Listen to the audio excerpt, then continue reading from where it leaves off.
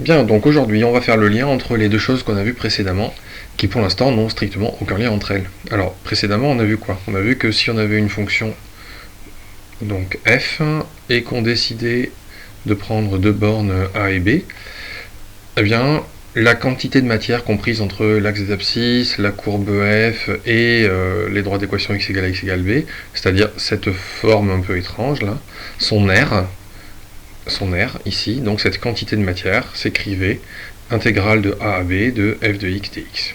Voilà ce qu'on a vu. Et puis on est passé à complètement autre chose, c'est-à-dire l'existence de primitives. Les primitives, c'est le travail inverse de la dérivation. Nous on a l'habitude de faire f qui donne f', etc. Là la question qu'on se pose, c'est est-ce qu'on peut trouver une fonction grand f, qu'on appellerait primitive de f, qui vérifierait que grand f' soit égal à f. Exemple, donc x au carré, qu'est-ce qu'il faut mettre ici pour que la dérivée de cet objet soit x au carré? On a vu que c'était forcément de x puissance 3 avec un coefficient 1 tiers ici, qui avait pour but de supprimer ce nombre 3 qui allait tomber ici en dérivant.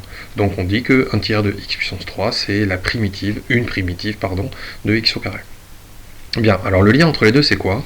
C'est une formule qu'on va voir tout de suite dans le cours et qui dit que l'intégrale de ab de f de x dx c'est la primitive en b moins la primitive en a.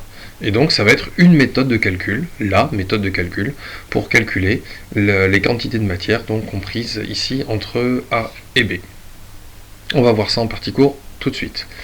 Donc, on est sur ce qu'on appelle le théorème fondamental, qui est la formule que je viens de vous écrire ici. Alors nous, là, on travaille avec une fonction qui est continue et positive. Le fait qu'elle soit positive, dans la suite du cours, on l'enlèvera, c'est-à-dire que tout ça est vrai pour n'importe quelle fonction, positive ou négative. Par contre, il faut qu'elle soit continue, parce que ça nous assure l'existence d'une primitive. Donc voilà la formule que je viens d'écrire et qu'on peut encadrer. Intégrale de AB de f de t dt, c'est grand f de b moins grand f de a. Attention, il y a une écriture normalisée pour mener à bien les calculs, on va le voir. Je vous l'écris ici. C'est-à-dire que intégrale de AB de f de t dt, c'est entre crochets, alors les crochets sont très importants, entre crochets la primitive, vous voyez que là j'écris plus petit f, j'écris grand f, donc là on écrit la primitive, et puis on écrit petit a et petit b au crochet droit, en bas du crochet droit et en haut du crochet droit. D'accord? C'est une écriture normalisée qu'il va falloir respecter. Et ensuite on dit que c'est grand f de b moins grand f de a, et on fait des calculs. Alors, on va regarder ça sur cet exemple, intégrale de 1 à 3, de 1 demi de x plus 1 demi de x. La preuve, malheureusement, on la saute parce que je ne peux pas vous la faire trop à distance. Alors, on y va. Première chose qu'on écrit, c'est des grands crochets entre 1 et 3, et à l'intérieur ici, là-dedans, on va mettre la primitive. Donc la primitive. Donc cette primitive, il va falloir la calculer. Et c'est pas évident. Pour ça, dans les exercices de bac, parfois on vous donnera la primitive en disant montrer que c'est la primitive, etc. Bon là, nous on va essayer de cela calculer nous-mêmes. Alors, quelle pourrait être la primitive de 1 demi de x, par exemple? Alors, le 1 demi, il va rester là, c'est sûr, et le x, ça s'intègre en 1 demi d'x au carré.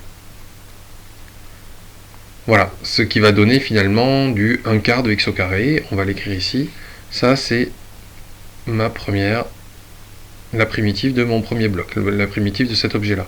Ensuite, il faut trouver la primitive de 1 demi. Alors la primitive de 1 demi, c'est pas très grave, c'est pas très difficile, la primitive de 1 demi, c'est 1 demi x. D'accord? Parce qu'en dérivant 1 demi de x, on trouve 1 demi. Donc, ici, plus 1 demi de x. Je vous rappelle que le dx ici, il est là uniquement pour me dire que j'intègre par rapport à x. Il fait partie de la notation, simplement. La fonction ici à intégrer, c'est 1 demi de x plus 1 demi.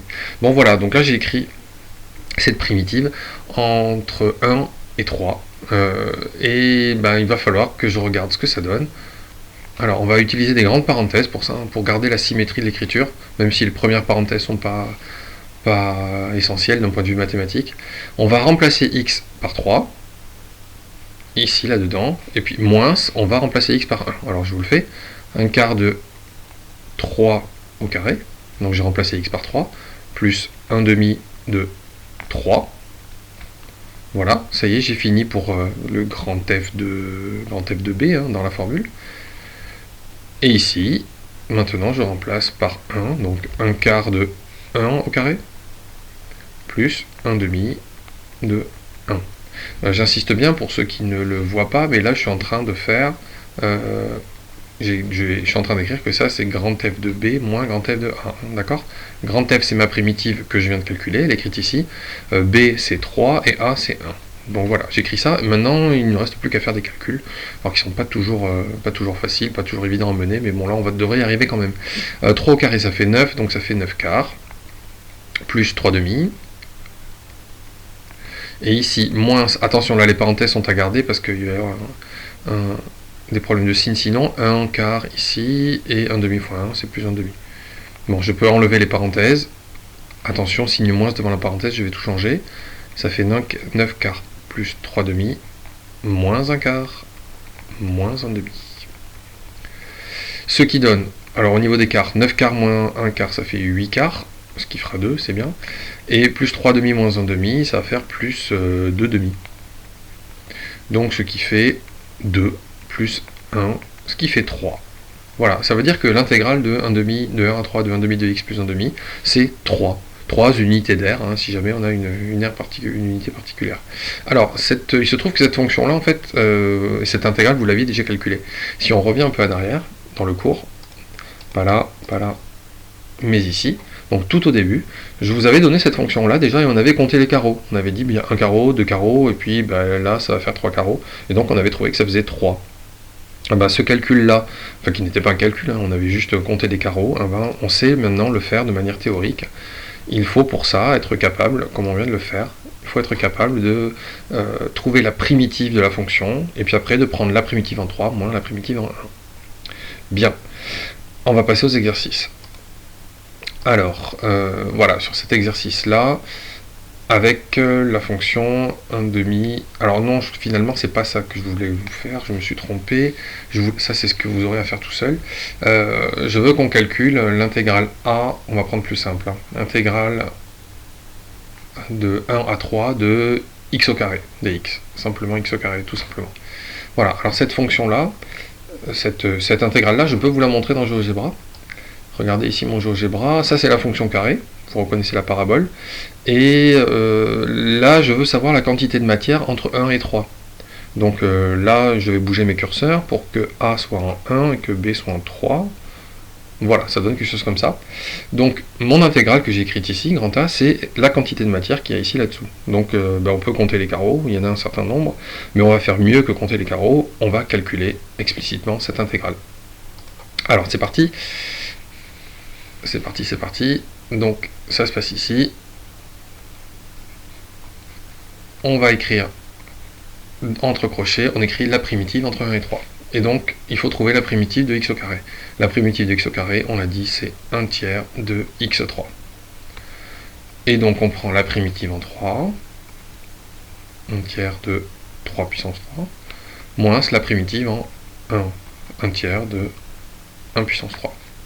Ce qui nous donne 1 tiers de 27, moins 1 tiers de 1, bon je l'écris pas, hein, parce que 1 tiers, 1 puissance 3 ça fait 1, ce qui nous donne finalement 27 sur 3, moins 1 tiers, ce qui nous donne 26 tiers. Voilà, 26 tiers, ça fait combien à peu près cette chose-là? Ça doit faire à peu près, c'est presque 27, donc il faut enlever un tiers, ça doit faire à peu près 8,66 je crois, si je me trompe pas. Voilà, ça veut dire que, si je vous remonte le GeoGebra, la quantité de matière ici, c'est un peu plus de 8 carreaux. 1, 2, 3, 4, 5, 6, 7, 8, ouais, ça doit être... on n'a pas dû se tromper dans ce calcul intégral. Bien, ça va être du coup, maintenant, je vais vous montrer l'exercice qu'il y a à faire. C'est à peu près la même chose, sauf que c'est pas la même fonction, c'est x au carré moins 1, donc il va falloir trouver la primitive différente. Et puis, c'est à calculer entre 1 et 2. Voilà, c'est le travail que vous avez à faire, alors vous allez le faire sur papier, puis vous m'enverrez une photo de votre travail. J'espère que vous allez bien, moi ça va toujours bien, je peux même vous dire coucou, bonjour les TVS4, tout va bien, je suis en pleine forme. Voilà, salut. Et ben voilà, on se retrouve la semaine prochaine pour de nouvelles aventures sur le calcul intégral. A bientôt.